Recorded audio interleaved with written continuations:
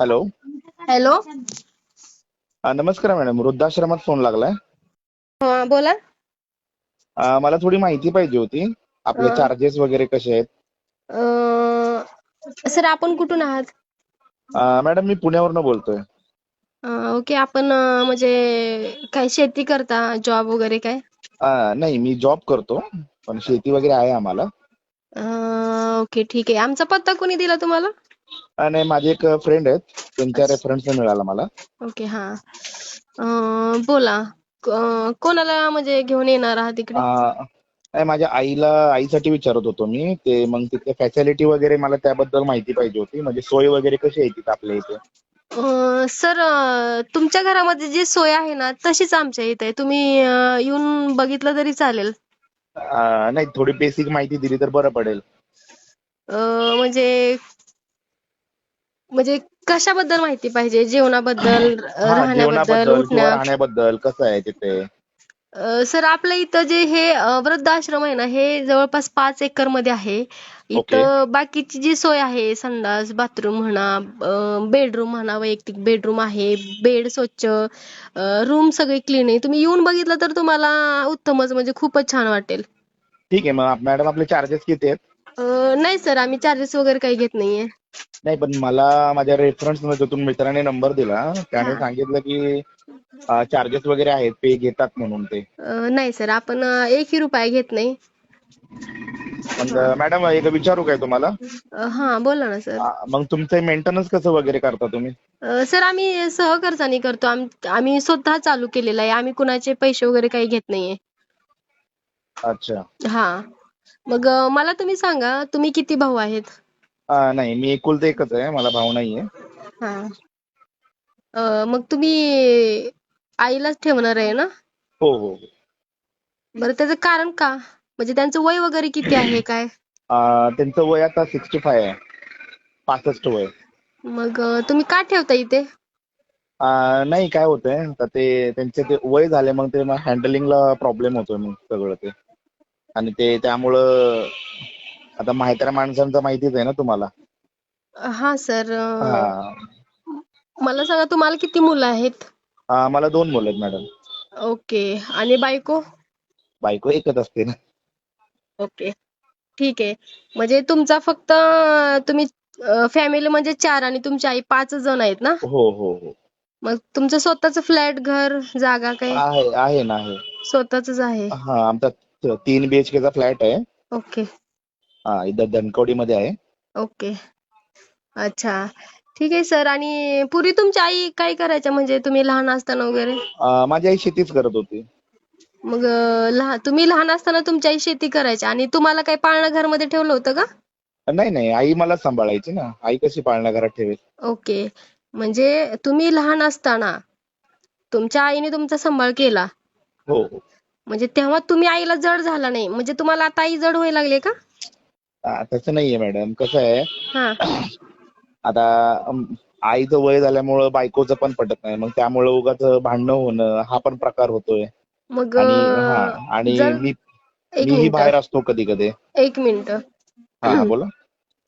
ज्या आईने तुम्हाला रात्रंदिवस कष्ट करून, मेहनत करून लहानाचं मोठं केला, मोठं होऊन तुम्हाला एवढ्या मोठ्या सर्व्हिसला लावलं, आज तुम्ही एका म्हणजे बाईसाठी, बायकोसाठी तुम्ही आईला तुमच्या वृद्धाश्रममध्ये ठेवताय, जिने तुम्हाला 9 महिने पोटात ठेवून कबाड कष्ट केले. म्हणजे त्या कष्टाची तुम्हाला जरा पण जाणीव नाहीये का सर? नाही नाही मॅडम, तुम्ही बोलताय ते समजतंय मला. हा.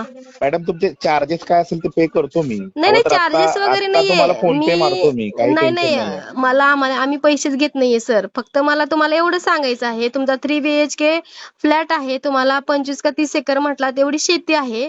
मग हे शेती जी आहे, तुम्ही स्वतःच्या कष्टातून शेती घेतलेली आहे का तुमच्या आई वडिलांनी घेतलेली शेती आहे? नाही नाही नाही, ते आई वडिलांच्या थ्रू आम्हाला आलेले आहे ते. म्हणजे शेती हे नोकरी सुद्धा तुमच्या आई वडिलांनीच लावली. शेती ते तुमच्या आई वडिलांचीच आहे.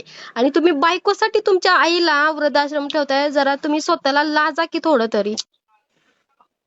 मॅडम, तसा नाहीये प्रॉब्लेम. कसं आहे, हा. आता म्हाताऱ्या माणसाचं पण आहे ना थोडंसं हँडलचं बाबा, म्हणजे आम्हालाही थोडंसं फ्रीडम मिळत नाही.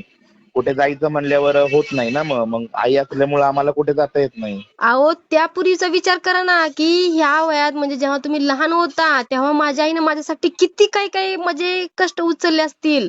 आ तुम्ही तो विचार का करत नाही? अहो तुम्ही तर त्या लहान लेकरं आणि म्हातारी माणसं हे एकाच म्हणजे मेंदूचे असतात, कळलं का? तुम्ही त्यांना उलट लहान लेकरासारखं जपायला पाहिजे. अहो आईचं महत्व तुम्हाला माहित आहे का? आणि तुम्ही आज बायकोसाठी आज तिला तुम्ही वृद्धाश्रममध्ये ठेवताय. जरा थोडं तरी लाजा. पूर्वीची माणसं बघा. हो हो हा मॅडम, बरोबर आहे तुमचं. हा मग आणि तुम्ही तुमच्या पैशाचा जोर दाखवताय का तुमचं पे करतो पण तिथं ठेवा. हे चुकीचं आहे सर. असं नाही तुम्ही बोलायला पाहिजे. एक वेळेस तुम्ही बायकोला दापा. बायकोला म्हणा माझी आई इथंच राहणार आणि तू तिची सेवा सगळी केली पाहिजे. तुम्ही कष्ट करताना ठीक आहे, पण बायकोचं कर्तव्य आहे सासूला तुमच्या आईला सांभाळणं. हा त्या आईच्या ठिकाणी तुम्ही बायकोला ठेवा बरं वृद्धाश्रममध्ये. तिला कसं ठेवणार मॅडम? का आईचा सांभाळ करा ना तुम्ही. अहो अहो ती तुमच्याकडे अहो एवढा अफाट अहो पैसा आहे मॅडम तुमच्याकडे. मॅडम दुसऱ्याचं घर सोडून आले ना ती, असं कसं सोडणार तिला? अहो तुम्ही तिनं दुसऱ्याचं घर सोडून आली म्हणून तुमच्या आईनं कष्टाने केलेली एवढी मेहनत आज तुम्ही तिच्या हातात सोपवताय का? अहो त्या म्हाताऱ्या बाईला पैशाची प्रॉपर्टीची कशाची आस नाहीये. अहो तिला तुमची लेकरात तिचा जीव अडकलेला असतो. तुम्हाला म्हणजे आपल्या स्वतःची मुलं म्हणजे त्या म्हाताऱ्या माणसालाच माहिती आहे ते अंतःकरणातून त्यांचं काय त्रास होत असेल ना. एक लेकापासून जर आई तुटत असेल त्या आईलाच त्रास माहिती असतो. तुम्हाला काय करणार होय? आज आले 4 मिठ्या मारल्या ते बायकोचं तुम्हाला प्रेम दिसतं. आईचं प्रेम दिसलं का तुम्हाला? तिनं पूर्वी किती कष्ट उचललेला आहे. आज त्या आई बापांनी तुम्हाला जन्म दिला म्हणून तुम्ही हे दुनिया बघताय. हा विचार करा ना जरा तुम्ही. एका आईचं तुम्हाला खूप होय लागलंय का जड? एखादी घरामध्ये बाई ठेवा ना नाही नाही धुणं कसं भांड्याला. आहे, बरोबर आहे, पण याने कसं होईल, आई पण बिना टेन्शनची आणि भांडणं बघणार नाही आणि बायको पण व्यवस्थित राहील हो, बाकी काही नाही.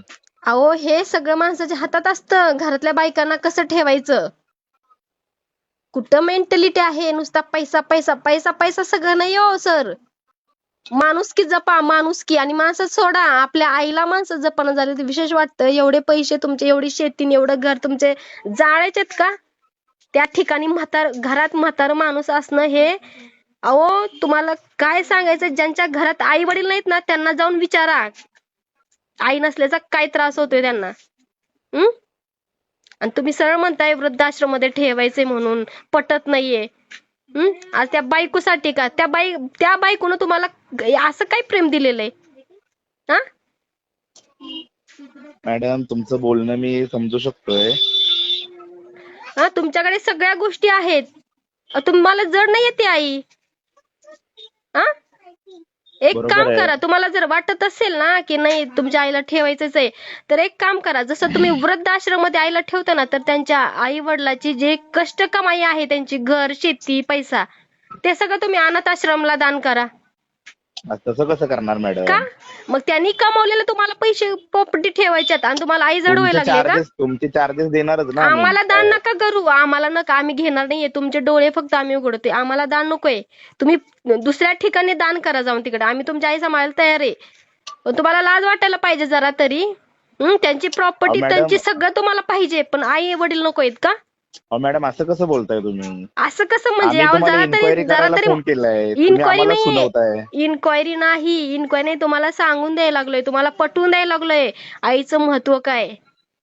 अहो त्या ठिकाणी तुम्ही बायकोला दापा. बायकोला सांगा. आज त्या बायकोच्या आईला तुम्ही 4 शब्द बोला. बघा तुमची बायको तुमच्या अंगावर नाही आली ना चप्पल घेऊन मग कळेल तुम्हाला. अहो त्या आईचा विचार घ्या. हे मी ते सांगते. जाऊन जरा आईजवळ बसा. तिला प्रेमानं तिचा हात हातात घ्या आणि तिला जरा प्रेमाने बोला. नाही ना तिच्या डोळ्यातून अश्रू धडधड निघालेला मग तुम्हाला कळेल आईचं काळीज काय ना आईचं प्रेम काय ते. आणि मगच तुम्ही विचार करा अनाथ आश्रम मध्ये ठेवायचं की नाही ठेवायचं ते. आज ती पैशाला आणि तुमच्या प्रॉपर्टीसाठी ती जिवंत नाहीये. आज ते तुमच्या लेकरांच्या तुमच्या आणि तुमच्या लेकरांच्या प्रेमापोटी ती जिवंत आहे. कळलं का? त्यांना फक्त प्रेम पाहिजे असतं. पैसा प्रॉपर्टी नाहीये बायको सारखं. कळलं का? त्याच्यामुळे तुम्ही आईला जपा. आईला नाही मॅडम तुम्ही बोलताय बरोबर बोलताय तुम्ही. सॉरी, पण काय माझे खरं सांगतो मी, तुम्ही माझे तसे डोळे उघडले मॅडम.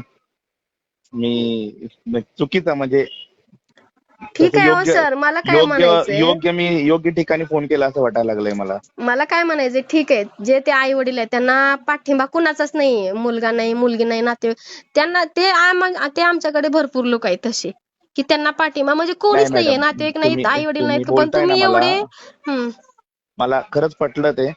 माझ्या आईला मीच सांभाळेन आता. ओके शिवाय सर. शिवाय तुमच्या वृद्धाश्रमात कधी काही गरज पडली ना, मला मला सांगा. मी काय आहे ते मदत माझ्याकडनं होईल तेवढी मदत करेन मी. नाही सर, आम्हाला मदतीची गरज नाही, आम्ही फक्त ना सांगून देतो बा ठीक आहे, त्या आई वडिलांना अगर मागे कोणीच नाहीये ना, तर आम्ही तसे आमच्याकडे भरपूर आई वडील आलेले आहेत. पण ज्यांना इतकी प्रॉपर्टी असताना, ज्यांचा इतका मुलगा एवढा सर्व्हिसला, मोठ्या सर्व्हिसला असताना, जर तो जर हा विचार करत असेल, मग काय राहिलं या जगात, काय सुद्धा नाही. नुसतं असं आता विचार चाललेला आहे की नुसते लोक पैशाच्या पाठीमागे लागलेत, ह्यांना माणुसकी राहिलेली नाहीये. नाही मॅडम, बरोबर बोलताय तुम्ही. मला तुमचं बोलणं मला पटलेलं आहे ते. म्हणजे अक्षरशः सांगायचं झालं तर माझे तुम्ही डोळे उघडून दिले मॅडम. ओके सर, ठीक आहे सर. ठीक आहे मॅडम, थँक्यू. वेलकम.